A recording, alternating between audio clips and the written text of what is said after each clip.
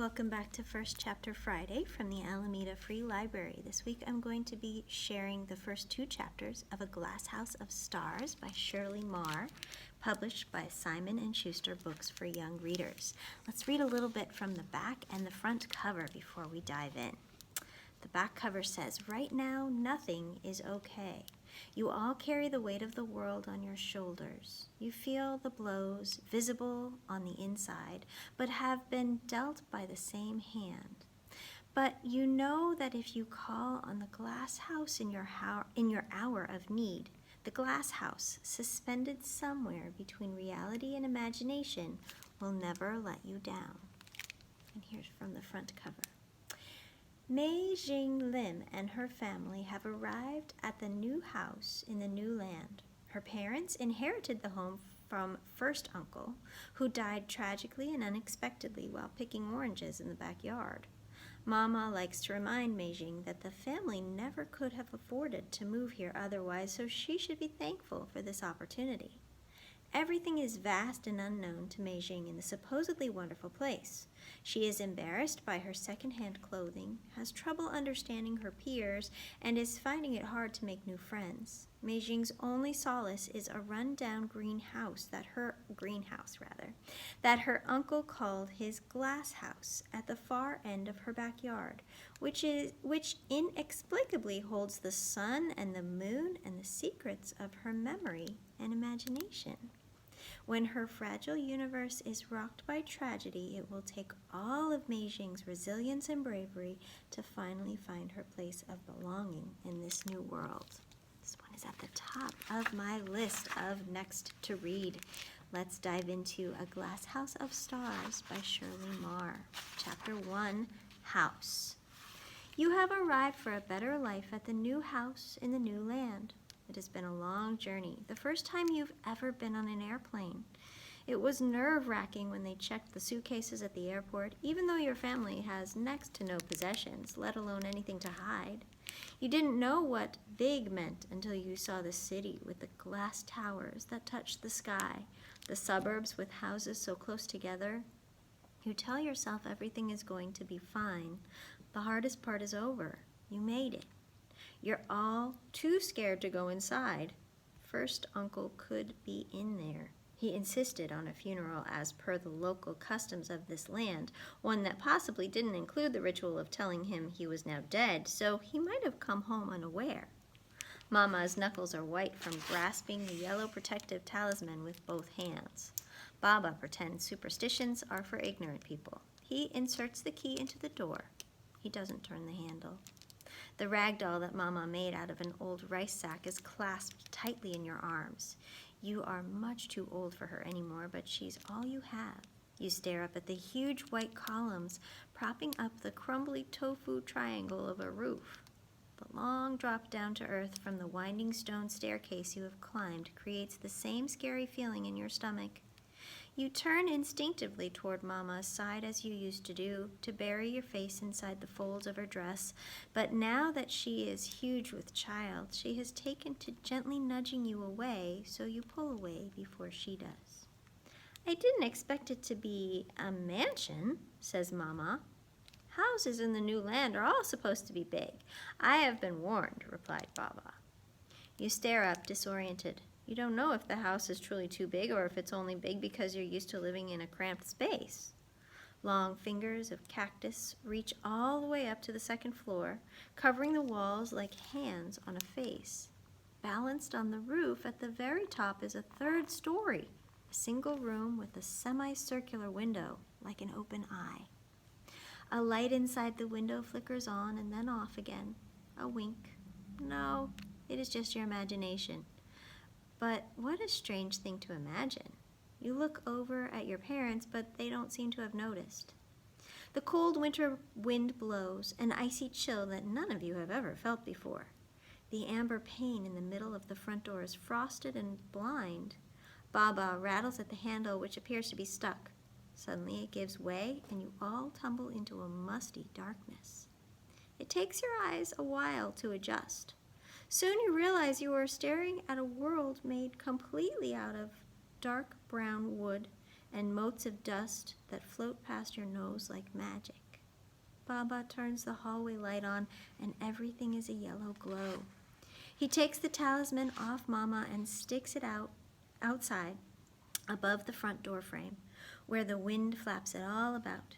You think the protection spell written on it is for babies, because magic is childish, but you are relieved all the same. Inside the house, on the brown brick wall facing the entrance, Baba places an octagon with a piece of mirror in the middle called a bagua, to reflect bad luck away. Later he will go outside, light incense sticks, and thank First Uncle for your new house. Mama is told to go straight to the bedroom and have a lie down, even though she protests. She says she will have time enough to rest after the baby is born because for a whole month, Mama will not be allowed to do anything, not even have a shower, even if she complains her hair is oily or her armpits are stinky. Not one. The only thing she will be allowed to do after the birth is rest. Your aunties told you that there is nothing more important than looking after the baby, and why would Mama want to be doing anything else anyway? That and the fact that Mama has to eat lots of stewed pork knuckle, ginger and sweet black vinegar too, but mostly pork knuckle. This is how things are. Like the bagua on the wall, like the fact your parents seem much more relieved now that the bagua is up, like the fact that you have come to this new land to start a new and better life. You don't question it. You have to be a good girl. Free to explore by yourself, to find the kitchen is completely orange, the bathroom is lime green, the rest of the house, though, is that dark wooden brown. You don't think these are the prettiest colors in the world, but they are the colors the new house is, and you are determined to get along. Because when you look down at your skin, you know it is darker than the people in this new land, and when you see the plait of hair over your shoulder, you know nobody here has coarse black hair like yours. Maybe you look frightening and different. I'm sorry you didn't get to meet First Uncle, says Baba. It would have been nice to all live together. There's definitely the space for it. He has a newspaper open and is struggling to read beyond the meager handful of words he knows. Can you understand this? He asks. Laborer needed, no experience required. You shake your head. You become aware that you haven't said anything since this morning when you realized it was the day to get onto the plane and leave your old home forever. You get the sinking feeling you're going to find it hard to talk much again. The words are too big anyway, and the only word you can read, which is no, doesn't help at all. Baba rubs his chin. You are both in the same boat. Baba gives up and turns the page to see if anything makes more sense on the other side, but it's the same story. Now that you have seen everything down here, you are determined to go upstairs. You think of that window. It blinked once at you. Perhaps if you find the room, you might find the eye and the face and the part of the giant behind it, looking through the entire house like a camera. Maybe this house was built by giants. That would explain why it's so big. Otherwise, why would First Uncle have all this space for one person? Don't wander too far, Meijing, your father calls. I might need you for something else. The new house has lots of different tiles. Small, multicolored patchwork in one bedroom, white with yellow daisies in another bathroom, and brown and orange circles in the kitchen. Everywhere else, uneven squares, the color of baked earth, undulate and shift like sand. The house wears all of them like scales. Tiles are something you are used to. The tiny apartment you lived in was made of white uniform tiles that were everywhere, even the bedrooms. Fit for the hot weather, easy to sweep, Mama had said. Upstairs, though, there is something strange on the floor. Shaggy, spongy, and dirty, with round patches of dark burgundy here and there. This, you presume, is new house's fur. The marks, her spots. You stretch out and place your bare foot on top, trapping the fibers in between your toes. You don't know what you are expecting, perhaps a growl? Instead, you feel the vibration. It could be your imagination, it could be the house settling, it could be a purr. First Uncle has made a bedroom for you, but it is only half finished because he had a heart attack while picking oranges out in the backyard, 1 week before you were all to arrive. This is the awful news First Uncle's lawyer told Baba. This is why only one of the walls is painted. One perfect pink square, like a sheet of joss paper. But you have your own bedroom. You no longer all have to sleep together, two mattresses on the floor pushed together like an ill-fitting puzzle, feet against head, head against feet. In comparison, New House is a palace. You should feel like a princess, but you instead feel more like an intruder who might at any moment be told to go back home. You place your rag doll on the bed with the superstitious worry that it will be rejected by some unwritten rule of this inner universe. Nothing happens to the doll. She slumps against the pillow and you are relieved.